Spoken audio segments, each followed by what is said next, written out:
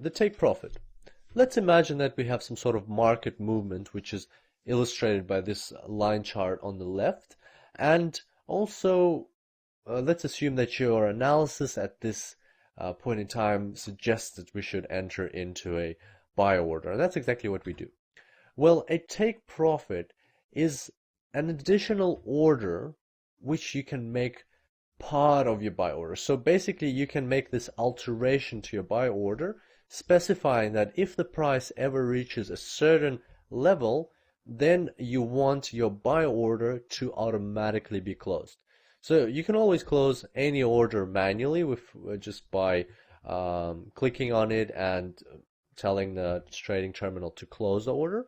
But in this case, you are embedding a condition in your buy order, which is called a take profit. And this condition will check whether or not the price is at or above a certain level, which is marked here with the red line. And as soon as the price is at that level or above it, then the order will be automatically closed. So let's have a look at an example. Let's assume the market kept moving from where we entered, went up, then went a bit down, and then shot up straight through the take profit level. The green cross here marks where the order would have been closed, so you wouldn't have to do anything at all. It would happen automatically.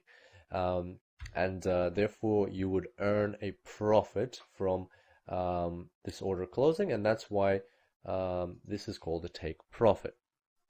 Now, for a sell order, we have a similar situation. Let's assume this is the market line chart, and then our analysis tells us to enter into a sell order, which we successfully do. Well, we can also embed a take profit in the sell order.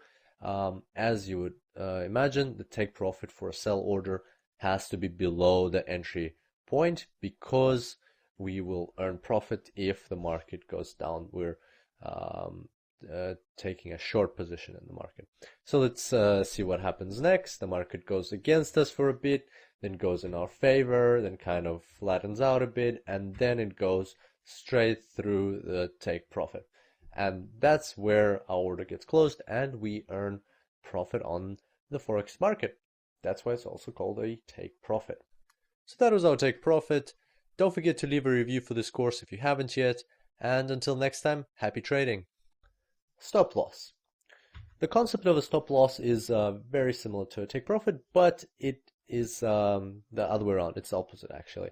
So this is our market movement. We enter into a buy order, and we can embed a stop loss with our buy order. So it's an additional order in the forex market, but it is linked to our buy order. So basically what it means is, if the price was ever to go and reach this red level or go below it, then the buy order has to be automatically closed.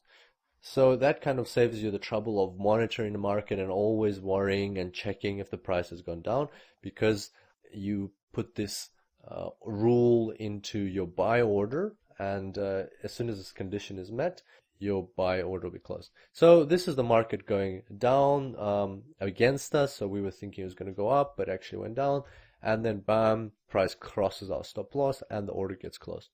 Of course, this yields a certain loss on our account. So at this stage you would ask, why is a stop loss good, and if it brings losses? Well, let's see what happens to the market further down the track. It goes a bit up, it goes down, it goes up, and then it goes further down. So as you can see, there could have been potentially a much higher loss. Say this one, or even this one. So, or even more than that.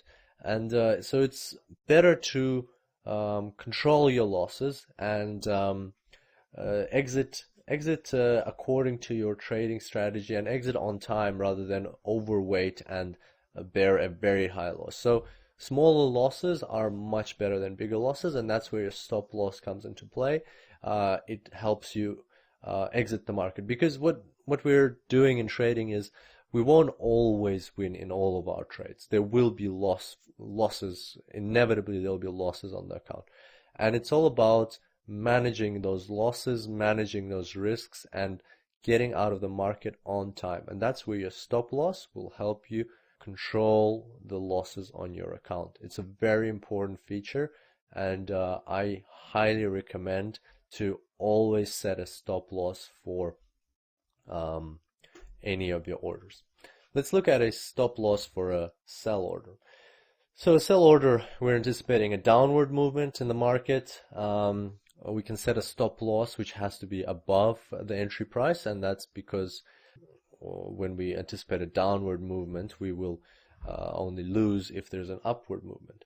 So let's see what happens in the market. The price goes a bit against us and goes kind of in our favor, but then it crosses our stop loss, and unfortunately there's a small loss on the account.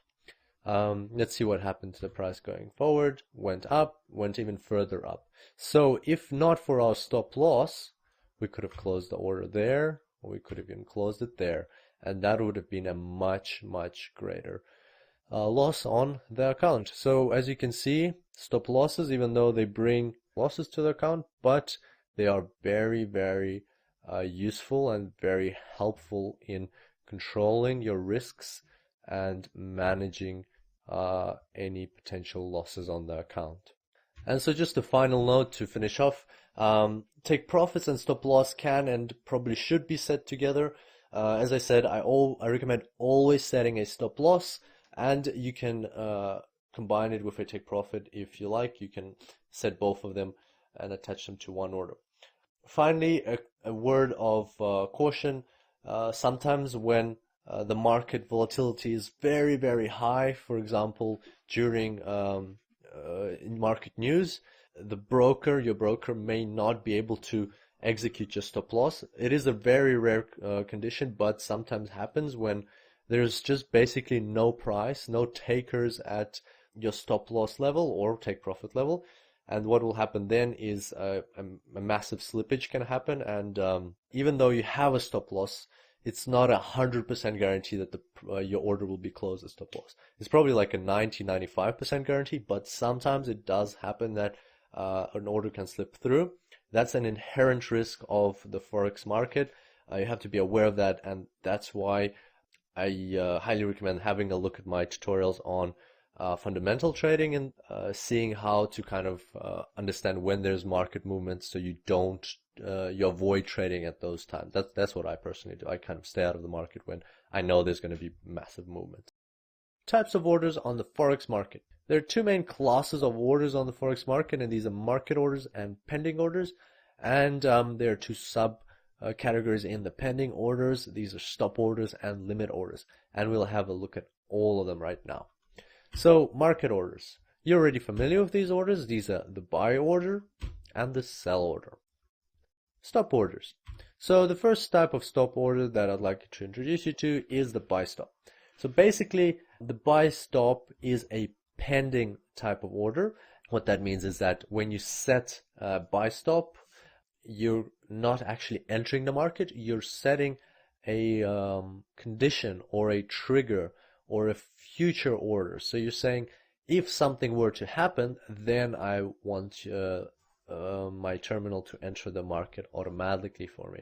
So basically what this in this case what's happening is you're saying that if the price reaches this green line, I want to enter the market with a buy order. So let's see how that happens. The price crosses the green line, and that's exactly when your buy stop order turns into a buy order. So from that red cross onwards, your buy stop order no longer exists. Now you have a buy order in the market. Sell stop order, very similar. So you're saying when the price crosses the green line, I want to enter the market with a sell order. See, when that happens, your sell stop order turns into a sell order instantly. So what's the benefit of these buy stop and sell stop orders? Well, it's basically kind of saving you the effort of actually waiting for the price to get to that level and then entering the market. So if you think that once the price crosses a certain price level, or support line, you think the price will keep going downwards, that's when you would want to set a sell stop order and catch that movement as soon as it starts, rather than having to sit around and wait for it to happen.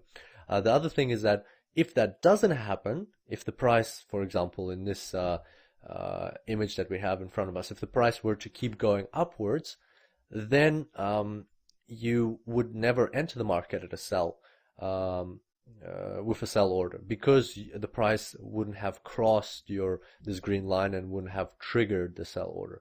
So it's kind of a very convenient way to save your time and also check for specific conditions that you're looking for.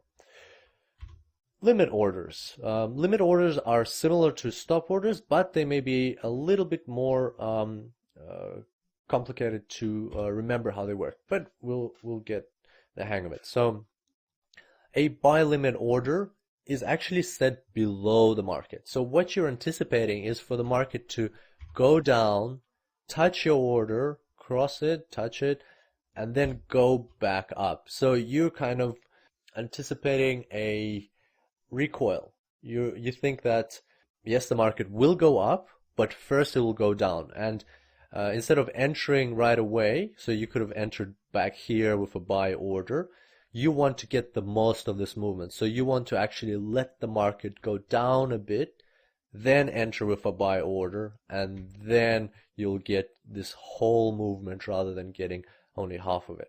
Once the red cross happens over here, your buy limit is no longer a buy limit order. It transforms automatically into a buy order, and you enter the market. That's the point when you enter the market, when the transaction occurs, the opening of the order.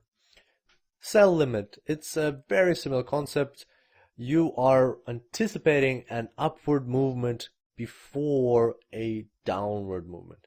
So you think that the price will go up, it'll touch your sell limit order, trigger it, and then go down.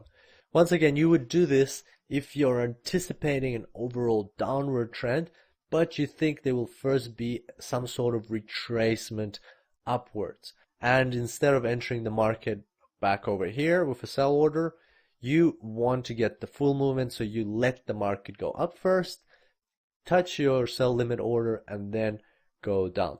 So in this case, even if the market price crosses your sell limit order, it will still be triggered as a sell order. So there's always these risks that the market will trigger your sell limit order, turn it into a sell order, and then keep going upwards.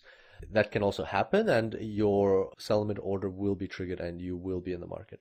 And that's why you should still use stop loss and take profits with your limit and stop order. So even with a sell limit order, for example, you can tell it to set a stop loss and take profit. Of course, stop loss would have to be above, take profit would have to be below, and it works exactly the same way, because remember, once the order is triggered, it will either turn into a buy order or a sell order, and all the same rules apply as before. So with your pending orders, you can also set stop loss and take profit levels, which will be triggered with the order, meaning that as soon as the order turns into a buy or sell order, the take profit and stop loss levels will be activated, and they will be protecting your order as they would with any other market order. And to sum up, we've got our different order classes, different order types, and anticipated market movements. So the first two are the market orders. They're the buy and the sell. For buy, we would enter into a buy when we anticipate an upward movement, into a sell when we anticipate a downward trend. And then for pending orders, we would open a buy stop order when we think the market will go up, and then it will continue going up. So we kind of want to check this condition that the market will cross some sort of resistance line, and if that happens, then only we want our buy stop order to become a buy order. Sell stop, similar, we expect the market to go down and then keep going down. Buy limit, we expect the market to go down first a little bit and then go up. And sell limit, we expect the market to go up and then go down. So that's the summary for order types. Don't forget to leave a review for this course if you haven't yet. I would really appreciate that. And I look forward to seeing you in the next tutorial. Until then, happy trading.